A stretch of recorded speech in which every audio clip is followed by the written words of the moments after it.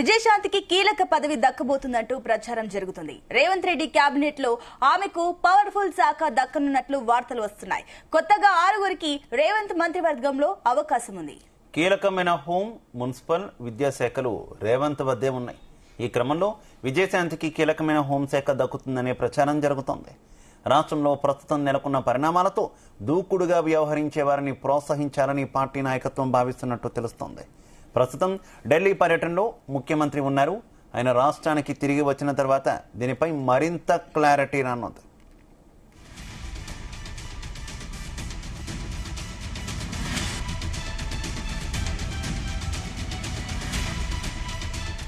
Right, ఇదే విషయానికి సంబంధించి మరింత సమాచారం మా చీఫ్ న్యూస్ కోఆర్డినేటర్ రాధాకృష్ణ అందిస్తారు. Radhakrishna, good evening Shiva. ఢిల్లీలో సీఎం రేవంత్ రెడ్డి తన 2వ రోజు పర్యటన కొనసాగిస్తున్నాడు. ముఖ్యంగా ఒకవైపు ప్రభుత్వం సంబంధించి, రాష్ట్ర ప్రభుత్వం సంబంధించి కేంద్రం నుంచి రావాల్సిన అనేక అంశాల పట్ల కేంద్ర మంత్రులతో చర్చలు జరుపుతా ఉన్నారు ఒకవైపు. మరోవైపు పార్టీకి సంబంధించి ఆ పార్టీ అధిష్టాన పెద్దలతో కూడా కొంత రాష్ట్రంలో తాజాగా నెలకొన్న రాజకీయ పరిస్థితులు, అదేవిధంగా పార్టీకి సంబంధించిన అంతర్గతకు సంబంధించిన విషయాలపైన అధిష్టాన పెద్దలతో చర్చించే అవకాశం ఉన్నట్టుగా తెలుస్తా ఉంది. అత్యంత ప్రాధాన్యమైనటువంటి మంత్రివర్గ విస్తరణకు సంబంధించి గత సంవత్సరాల కాలంగా మంత్రివర్గ విస్తరణ పెండింగ్ లో ఉంది, ఆలస్యం అవుతూ వస్తుంది.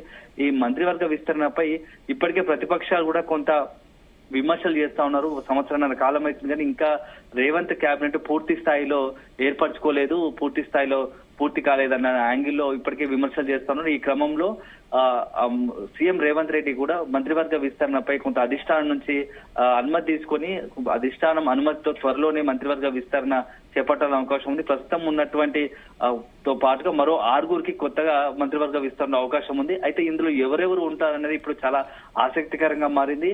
అందులో ప్రధానంగా వినిపిస్తున్న ఒక పేరు విజయశాంతికి దాదాపుగా మంత్రివర్గంలో చోటు ఖరారైందని చెప్పేసి ప్రచారం జరుగుతా ఉంది. ఎందుకంటే గత కొద్ది రోజులుగా కాంగ్రెస్ అధికారంలో వచ్చిన తర్వాత సైలెంట్ గా ఉన్నటువంటి విజయశాంతి, లేడీ రెబల్ స్టార్, ఒక్కసారిగా ఆ ఎమ్మెల్సీ ఎన్నికల నేపథ్యంలో తెరపైకి వచ్చింది, రాజకీయంగా ప్రాధాన్యత సంతరించుకుంది. అనూహ్యంగా ఎంతో మంది పేర్లు ఎమ్మెల్సీ ఆశావాహుల లిస్ట్ లో ఉన్నప్పటికీ చివరి నిమిషం వరకు విజయశాంతి పేరు ఎక్కడా కనబడలేదు. అధికారికంగా ప్రకటిస్తారనుకున్న సమయంలో ఒక్కసారిగా విజయశాంతి తెర మీదకు రావడం, విజయశాంతి ఢిల్లీలో ఉండడం, మరుసటి రోజే విజయశాంతి ఎమ్మెల్సీగా ప్రకటించడంతో కొంత ఆ రాజకీయంగా, అదేవిధంగా తెలంగాణ కాంగ్రెస్ లో ఒక సంచలనంగా మారింది. ఎందుకు ఉన్నట్టుండి అధిష్టానం విజయశాంతి పేరును ఖరారు చేసింది ఎమ్మెల్సీగా అని చెప్పేసి ఇప్పుడు పార్టీలో ఒక చర్చ జరుగుతోంది. అయితే దీనికి రకరకాల ప్రచారాలు, రకరకాల ఊహాగానాలు తెరపైకి వస్తున్నాయి. అందులో మాత్రం ఒకటి ప్రధానంగా ఏంటంటే విజయశాంతికి, అదేవిధంగా కొత్తగా వచ్చినటువంటి రాష్ట్ర కాంగ్రెస్ వ్యవహారాల ఇన్ఛార్జ్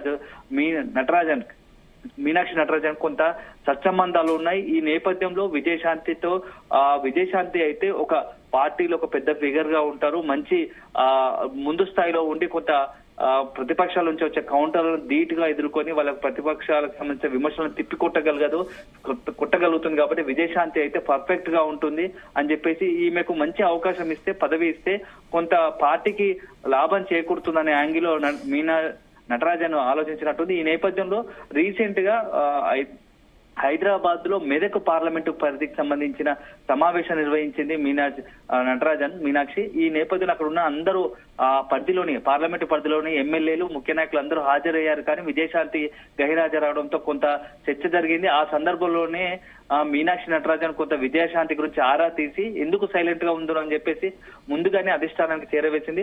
సో విజయశాంతిని రాజకీయంగా, అంటే పొలిటికల్ కాంగ్రెస్ లో అధికారం ఉంది కాబట్టి ఇక్కడ విజయశాంతిని కొద్దిగా వాడుకుంటే రాజకీయంగా ప్రతిపక్షాలకైనా, అదేవిధంగా ప్రభుత్వ పరంగా వాడుకుంటే మరింత ప్రజలకు రాష్ట్ర ప్రభుత్వం చేస్తున్న సంక్షేమ పథకాలను ప్రజలకు చేరవేసే అవకాశం ఉంటుంది. అదే సమయంలో ప్రతిపక్షాల నుంచి వస్తున్న విమర్శలను ఎదుర్కొనే గల సత్తా విజయశాంతికి ఉందని చెప్పేసి కొంత రెఫర్ చేసినట్టుగా తెలుస్తోంది.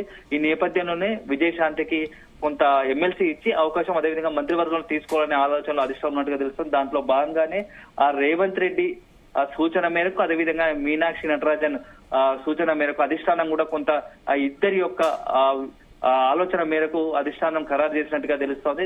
దీని ద్వారా తద్వారా నెక్స్ట్ జరగబోయే మంత్రివర్గ విస్తరణ కొంతమంది కాంగ్రెస్ లో ఉన్నటువంటి కీలక నేతలే విజయశాంతికి ఈ స్థాయి ప్రాధాన్యత ఇవ్వడం పట్ల కొంత అసంతృప్తి వ్యక్తం చేస్తున్నట్టు కూడా వార్తలు వస్తున్నాయి కదా, ఏమనుకోవాలి?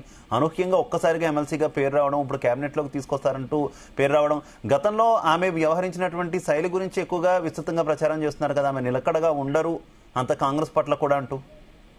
అంటే ఇప్పుడున్న పరిస్థితుల్లో కాంగ్రెస్ పార్టీకి ఒక మంచి పర్సనాలిటీ రేవంత్ రెడ్డి ఒక్కడే ఇటు ప్రభుత్వ పరంగా అదేవిధంగా పార్టీ పరంగా ప్రతిపక్షాల నుంచి వస్తున్న కౌంటర్లను ఎదురుదాడికి దిగుతున్నాడు. అయినప్పటికీ కాంగ్రెస్ లో రేవంత్ రెడ్డికి మరొక మంచి వక్తగా వాగ్దాటి కలిగి ఉంటే ప్రతిపక్షాల కౌంటర్ ఇచ్చే నాయకుడు అవసరం ఉంది. ఆ సందర్భంలో విజయశాంతిని చూస్ చేసుకున్నట్టుగా తెలుస్తా ఉంది. అయితే కాంగ్రెస్ అంతర్గతంగా చాలా మంది మంత్రి పదవులకు కావచ్చు, వివిధ పదవులకు సంబంధించి చాలా మంది నేతలు అసంతృప్తిలో ఉన్నారు. అయితే విజయశాంతికి ఇవ్వడం పట్ల మాత్రం కొంత ఒకరిద్దరు తప్ప మిగతా చాలా మంది నాయకులు ఏంటంటే విజయశాంతి అయితే కొంత పార్టీ కూడా లాభం చేకూరుతుంది, అదేవిధంగా మహిళలకు కూడా మనము సరైన ప్రాధాన్యత ఇస్తున్నట్టు ఒక మెసేజ్ పోతుంది. గతంలో రాజశేఖర రెడ్డి సీఎం గా ఉన్నప్పుడు సబితా ఇంద్రెడ్డికి హోంశాఖ ఇచ్చారు. ఇప్పుడు అదే కాంబినేషన్ లాగా ప్రస్తుతం రేవంత్ రెడ్డి దగ్గర ఉన్నటువంటి హోంశాఖను విజయశాంతికి ఇస్తే మరింత బలోపేతమవుతుంది. రాష్ట్ర ప్రభుత్వం కూడా కొంత మంత్రివర్గంలో ఒక విజయశాంతి లాంటి వాళ్ళు ఉంటే మంచి మహిళలకు కూడా మంచి ప్రాధాన్యత ఇచ్చినట్టు సంకేతాలు వెళ్తాయనే ఆలోచన ఉంది.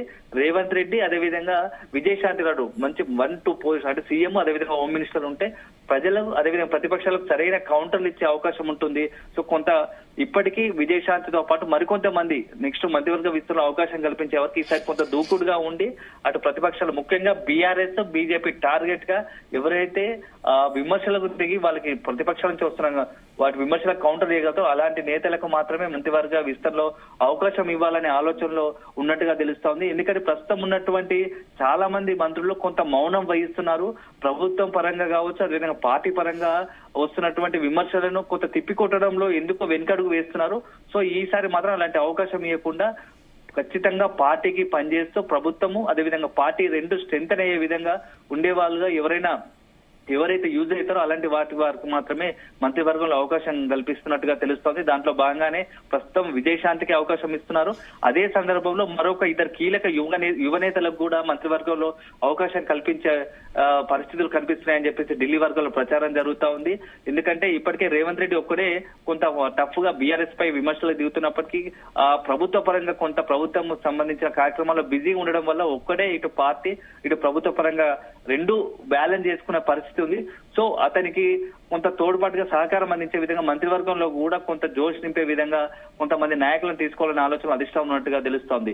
ఈ నేపథ్యంలోనే ఇప్పటికి ఉన్న వారిలో ఒక ఇద్దరిని పక్కన పెట్టే అవకాశం ఉన్నట్టుగా తెలుస్తా ఉంది. ఒక ఇద్దరి మంత్రివర్గంలో ప్రస్తుతం రేవంత్ కేబినెట్ ఉన్నట్టు ఒక ఇద్దరిని పక్కకు తప్పించి మరికొంత 6 తీసుకుంటారు. ఒక 2 మాత్రము భవిష్యత్తులో జరిగే జిహెచ్ఎంసీ ఎన్నికల తర్వాత మరొక ఇద్దరికి సంబంధించి ఆ మంత్రివర్గం ఖాళీలను నింపుతారనే ఒక అవకాశం చర్చ జరుగుతోంది గాంధీ భవన్ వర్గాల్లో. మొత్తానికైతే ఇప్పుడు విజయశాంతి చుట్టూ రాష్ట్ర రాజకీయాలు తిరుగుతూ ఉన్నాయి. ఎందుకంటే అనూహ్యంగా ఎమ్మెల్సీ దక్కించుకుంది, తర్వాత మంత్రివర్గంలో కూడా స్థానం దక్కించుకోబోతుందని చెప్పేసి ఇటు కాంగ్రెస్ అదేవిధంగా తెలంగాణ రాజకీయాల్లో పెద్ద ఎత్తున చర్చ జరుగుతా ఉంది. దాని చుట్టే జరుగుతుంది విజయశాంతి ఆమెకు ఎమ్మెల్సీ అదేవిధంగా మంత్రివర్గం ఈ యొక్క ప్రస్తావన చుట్టే రాష్ట్ర రాజకీయాల ప్రచారం జరుగుతా ఉంది. అసెంబ్లీ ఈ మధ్య అసెంబ్లీ నిన్న నుంచి జరుగుతున్న అసెంబ్లీ సమావేశాలు కూడా ఆ లాబీలో కూడా ఇలాంటి చర్చ విజయశాంతికి మంత్రివర్గం అవకాశం దక్కబోతుంది, హోంమంత్రి కూడా దక్కే అవకాశం ఉందని చెప్పేసి అసెంబ్లీ లాబీలో చర్చ జరిగినట్టుగా మనకు సమాచారం అవుతుంది. అదే మొత్తానికైతే విజయశాంతి పేరు అనూహ్యంగా తెరపైకి రావడం అదేవిధంగా మంత్రివర్గంలో అవకాశం కల్పించడం మాత్రం కొంత రాష్ట్ర రాజకీయాల సంచలనంగా మారుతుంది. ఒకవేళ నిజంగానే విజయశాంతికి హోమ్ మినిస్టర్ ఇస్తే ఆమె బాధ్యతలు ఎలా నెరవేరుస్తారు, ఎలా ఉండబోతుంది? ఎందుకంటే సహజంగానే విజయశాంతి కొంత దూకుడుగా ఉంటుంది. సినిమాలో కూడా రెబల్ స్టార్ గా ఉన్నట్టు లేడీ రెబల్ స్టార్ గా ఉన్నట్టుగా ఉంది. సో ఇక్కడ నిజ రాజకీయాల్లో కూడా కొంత దూకుడుగా గతంలో బీఆర్ఎస్ లో ఉన్నప్పుడు కావచ్చు, కాంగ్రెస్ లో ఉన్నప్పుడు కావచ్చు, బీజేపీలో ఉన్నప్పుడు ఈ పార్టీలో ఉన్నప్పుడు కొంత దూకుడుగానే ఎదుటి వారిపై విమర్శలు దిగినట్టు సందర్భాలు ఉన్నాయి. సో ఇప్పుడు అది తనకు మంత్రివర్గంలో అవకాశం కల్పిస్తే ఖచ్చితంగా కొంత కాంగ్రెస్ కు లాభించే అవకాశం ఉంటుందని చెప్పేసి కూడా కాంగ్రెస్ లో చర్చ జరుగుతా ఉంది. శివ. Okay, thank you.